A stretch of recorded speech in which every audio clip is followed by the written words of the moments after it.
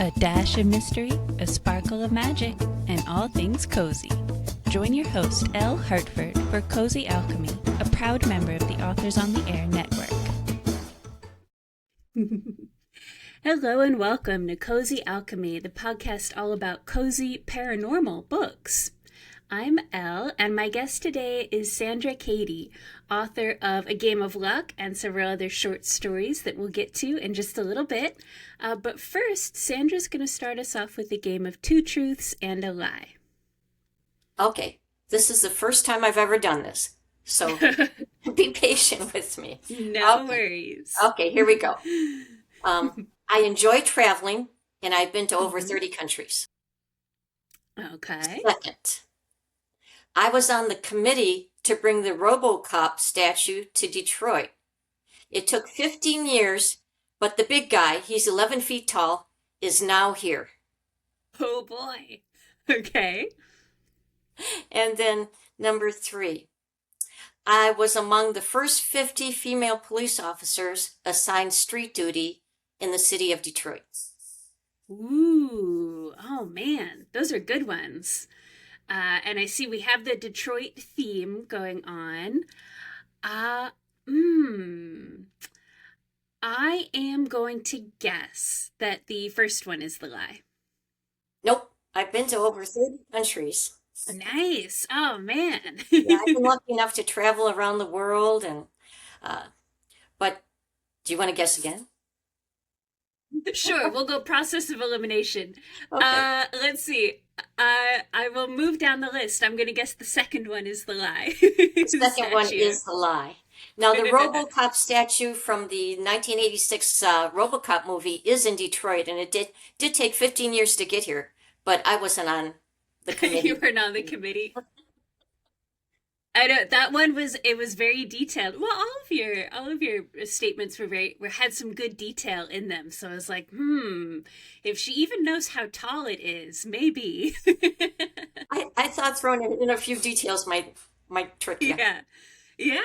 No, it worked out just fine. Okay, so that means that your last one was true too, and that you were a cop on the streets in Detroit, it sounds like. It was. That was the early 70s, mid 70s. They started hiring police officers after the court ordered them to do so, hiring females. Prior to that, I had graduated from Michigan State in criminal justice. I wanted to get on the force. It took me 2 years because they didn't start hiring females until the judge ordered them to do so. Until they had and then, of to. course, other cities followed, Chicago, LA, and then they all started hiring female police officers. So now I imagine some of those experiences come up in your book, in your stories. You're correct. Yeah. They do. I do some of those experiences for what happens to Sam Roma, my main character in A Game of Luck, but also her mother. And her mother is the one who's a little bit like me. She's a former Detroit police officer and one of the first officers on the streets. So. Okay.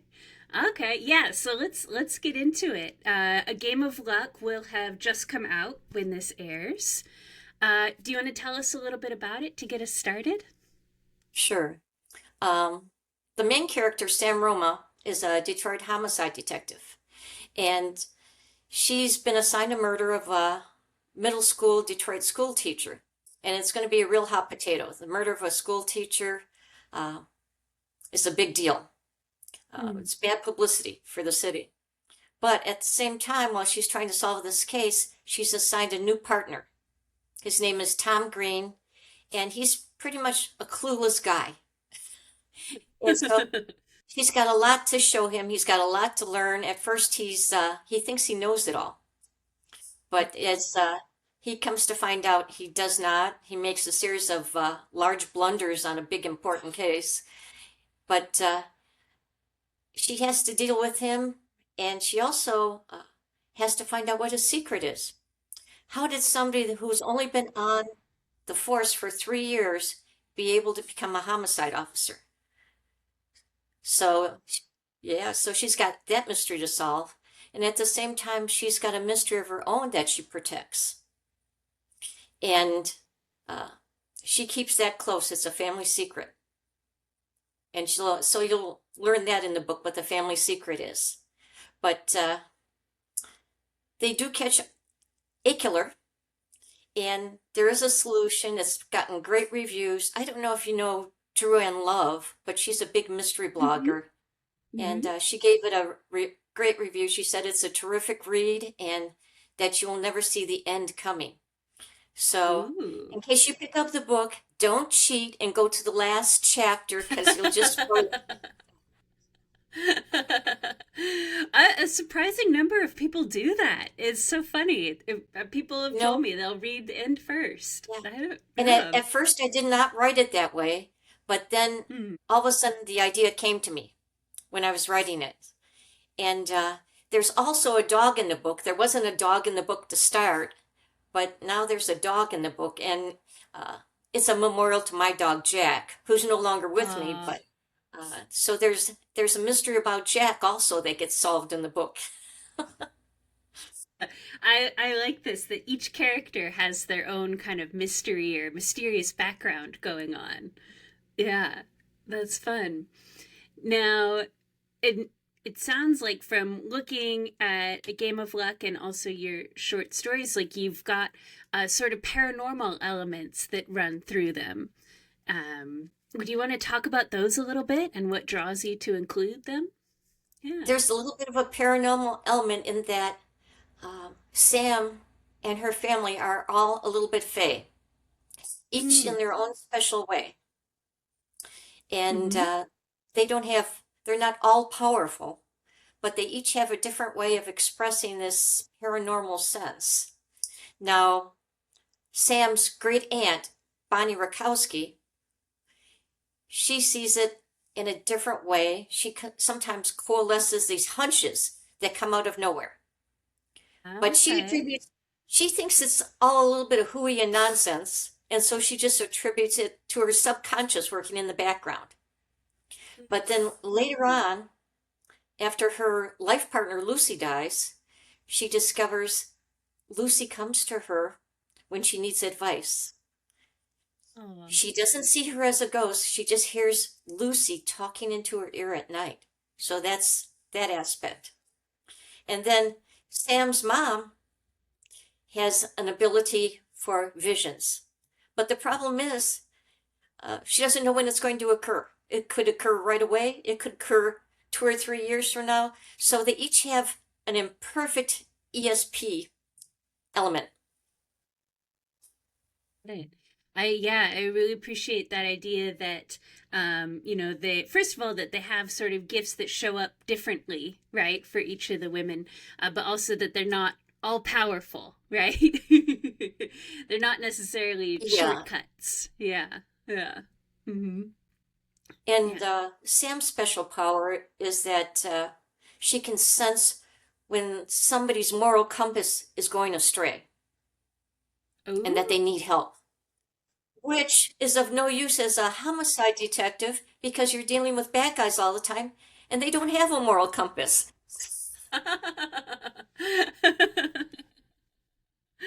Nice. That's so funny. I was just about to say, well, I could see how that would be good for an investigator, but you do have a point. If you're dealing with after the murders occurred, I guess, yeah, we are. We know. Oh, that's so cool. What is it like writing stories like across these different generations? It seems like a cool way to like skip between time periods, between different gifts, even. That's You're right. fun. I took Sam's Aunt Bonnie, who in Hmm. A Game of Luck is an older aunt with some elderly problems that she's not taking care of. She needs a new knee and she's putting that Hmm. off. But I take her in my short story High School Reunion that was in the mystery anthology Crimeacopia, the Not So Feral Detective Agency. I took her Hmm. in that and I put her back in her prime into 1997. So Nice. she's no longer retired. She's at her prime as a private investigator, and she has to solve, uh, reluctantly, she is roped into solving a homicide. But that gives Mm. me the ability to go back, like you said, different Mm-hmm. times, different things. So, uh, my books coming up and short stories coming up all feature my characters in different times or in the present time. And Nice. not only that, it's generational. So you've got great Aunt Bonnie. She's a retired private eye. You've got Laura, Sam's mom, who's a retired Mm. police officer. You've got Sam, who's an active police officer. And Sam's daughter is taking criminal justice at Michigan State University. And yeah, but she's in political science. But you will come to find out she's going to change her major and she wants to be just like her mom and grandma, and she's going to Aw, be an officer. So it'll be three generations of police officer and then Aunt Bonnie. fun. Okay. Does that mean that you in the future you might be writing the next generation as well? You might be moving forward, I guess. Yes, Yeah. yes, it Yeah. does. And I did write a Nice. Bonnie origin story too. So there's Hmm. Bonnie as a preteen who solves a mystery. But it's back in Detroit, and it's around 1957, and that was a lot of fun to write because pretty soon, those days are going to be historical mysteries. Yep. Yep. Yeah, but I hesitate to say admit it, but because I come from the history world, and I think most of us think in the history academic field, like most of us tend to think of up until 50 years ago, like that's the cutoff, Yes, that's But yeah, but that is every time I think about it, it seems like it's getting closer. yeah. That For me, it's here. I can go back and write I historical bet. mysteries, and I was there. It's a whole different perspective. But on that note, do you have is there like a decade or anything that you find most enjoyable for writing mysteries? I did enjoy writing the 1997 story, Mm, but then you have to remind yourself, it's before the internet, or the internet yeah. is just getting started, where people go and call it the World Wide Web. Yeah. You have to use the terminology from back then, and you got to think, oh my gosh, when did cell phones come into use? So you get all kinds of things. Even though I lived it, you don't remember the exact dates. So you got to do your Right. research. Right, right. Fair. Yeah, there's no shortcut for that. Yeah. But it's interesting because sometimes, writing modern contemporary mysteries, sometimes authors will complain, like, oh, like you gotta figure out a way to like say that the cell phone doesn't work here, or like try to limit how much the sleuth can figure out. Um, but on the other hand, there is really embracing the technology and incorporating it. Where do you fall on that spectrum? Like, do you really enjoy also the modern element of everything? I do enjoy the modern elements, and I was an Mm, early adapter of computers and getting on the mm. World Wide Web. And I've just had a proclivity for computers. I knew how to take a computer apart, install my own memory chips, and Oh, it just came to me easily, and I'm not sure why. ah, that's cool. For some people, I think it just clicks, right? It just makes I think sense. so. Yeah, that's pretty handy. That's pretty handy. Okay. Now, when we first were starting to talk about, like the podcast and your books and everything, you initially described your stories as cozy adjacent. And I wondered, because obviously this is a term that I think is becoming a little more common, especially in the mystery world. Can you talk a little bit about that term for listeners who might not have heard it yet? Sure. For Mm. example, my story with Bonnie in the present time, the high school reunion story was 1997, but I've written a whole book of Bonnie. And in that, she's in the present, but she's retired. So she's not a PI anymore, but she has that past. So does she fall into the classification of PI and not the city librarian, but she lives in the historic district of Indian Village in Detroit. She lives Now she lives in Shorehaven Manor, which is a retirement community. So these are all the things that come into play that are cozy. And Right. there's really not a lot of violence on screen. Some of the murders take place off screen, but some are within her, purveyance. So Mm. that's why I call it cozy adjacent. And then you have the paranormal element. You have to Mm. think about some cozies go over into, they're not cozies, but they're going over into the horror thriller. But if we have elements of paranormal with a cozy, I guess it becomes cozy alchemy. We do very much enjoy that here. Yeah. Well, and I remember when I was starting out with my cozy mystery series, yeah, it was a whole trend, not just paranormal cozies, but also witchy cozy mysteries, right? Were pretty big at the time. So I remember that was kind of what I was paying attention to. And of course, I went even further than that with alchemy and magic. Um, but yeah, it's interesting that, especially in the mystery world, we think of the cozy mystery as having these very set tropes, like amateur Yes. sleuth, cozy community, like all this stuff. But there is actually a broad range of stories that under the wider umbrella of cozy. And I think that's becoming more common where you have these cross genres that are combining Mm. to make different mysteries. Mm-hmm. Absolutely. Yeah. Yeah. I really appreciate that point of Bonnie being retired as retired PI. Like she's not necessarily an amateur sleuth. Yeah, Yeah. that's, Yeah. yeah, yeah. I get And that. I'm sure she would object to using the term cozy because she thinks she's pretty sassy and independent. So I don't think she'd like that term. I don't know. I like that too. Yeah, the idea of what the character would think. Yeah.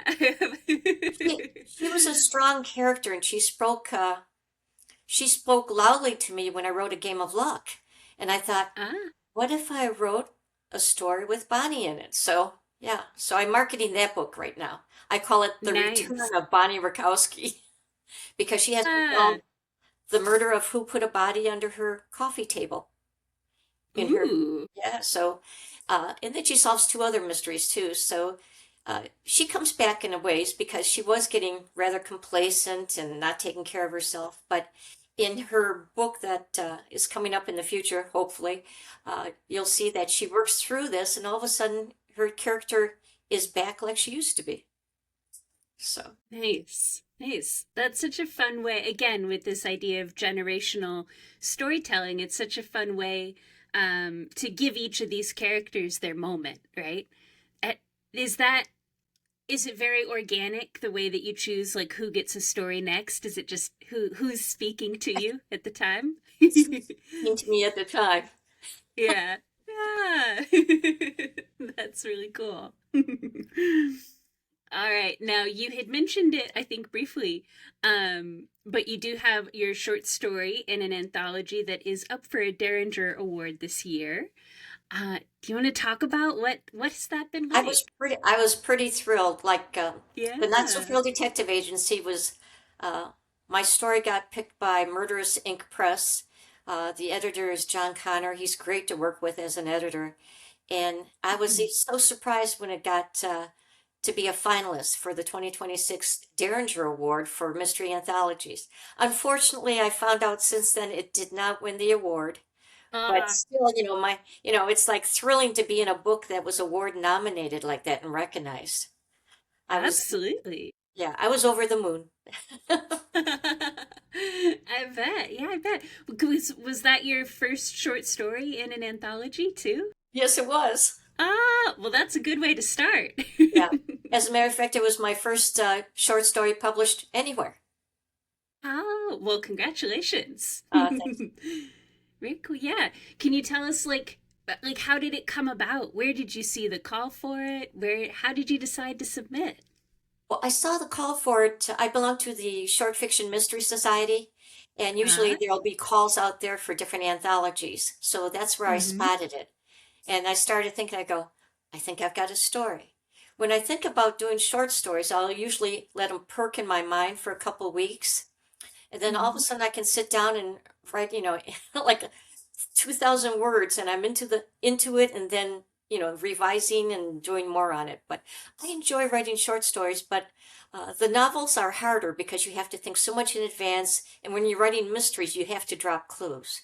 Okay, where am I going to put this? You come up with different ideas for red herrings or misdirection, all while Mhm. sometimes hiding it from the reader because you'll put maybe a little important clue in a description of something that doesn't seem to mean anything at the time.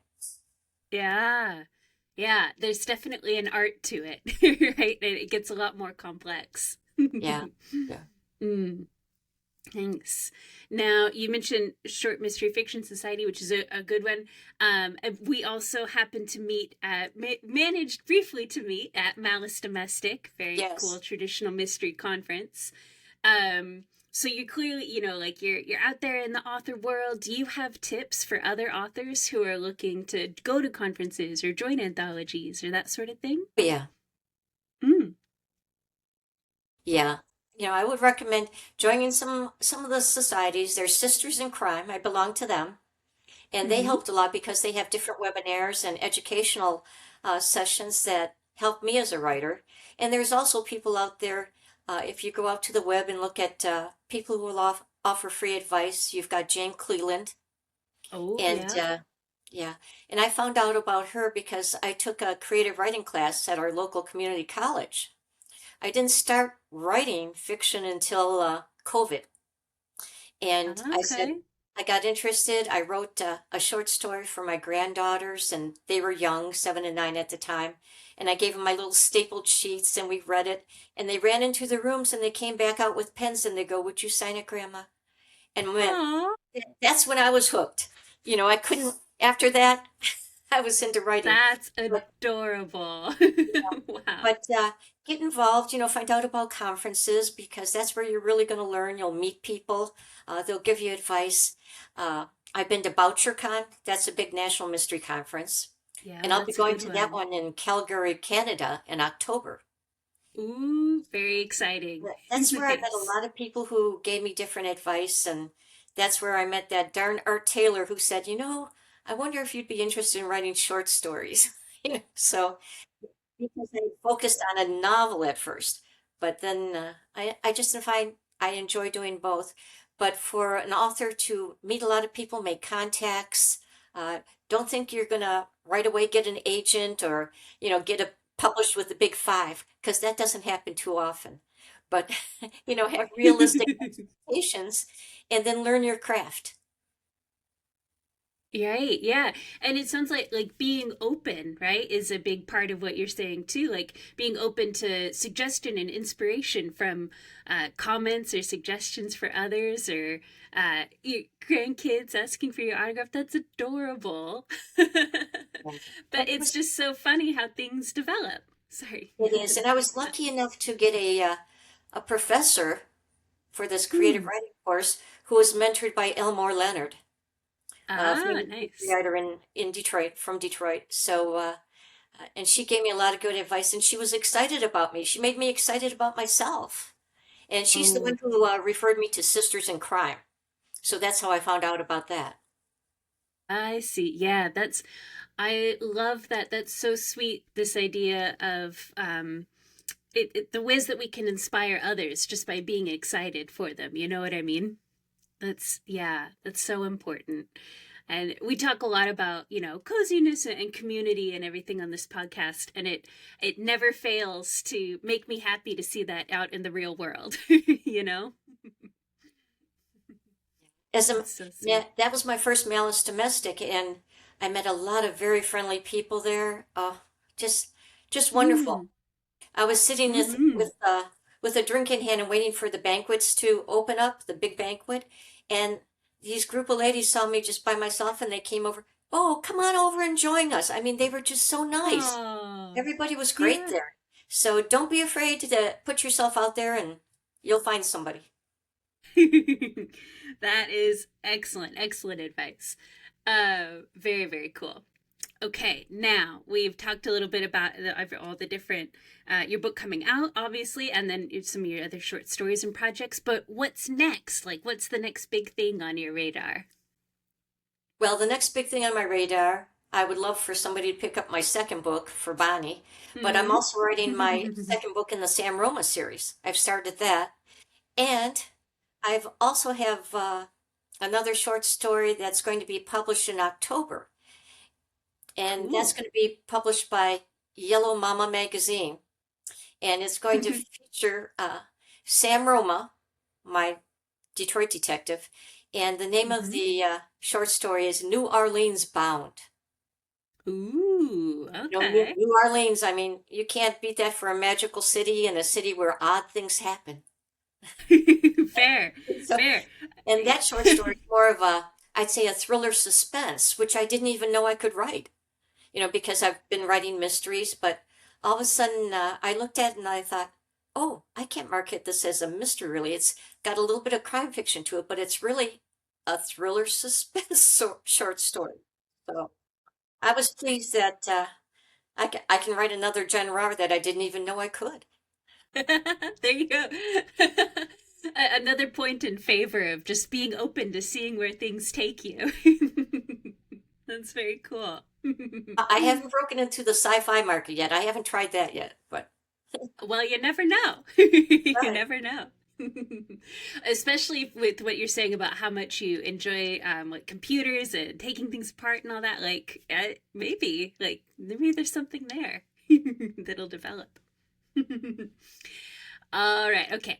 I ask this of everybody, but what advice would you give to yourself if you could go back and talk to yourself? Maybe in your case, like it during the pandemic, you're just starting out. What would you say? My advice would be,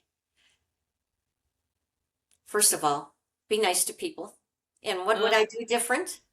Uh, I don't think I do too much different. I did join a critique writing group through my local library, so I think people would have that available too. I didn't mention that previously, but they really helped me with my Yeah. writing a lot.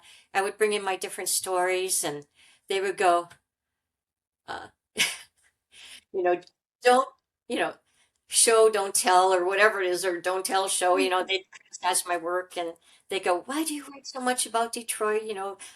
Don't write it except drop it in different places in the story. And they gave me a lot of good advice and they still do.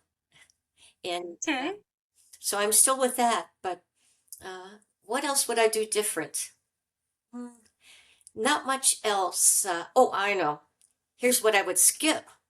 Uh, Writing queries to agents. First of all, Oh. first of all, if you don't have something published, I think it's hard for an agent to take you seriously. Some people do. I wrote for my first A Game of Luck, I wrote 40 queries that I sent to agents. Mhm.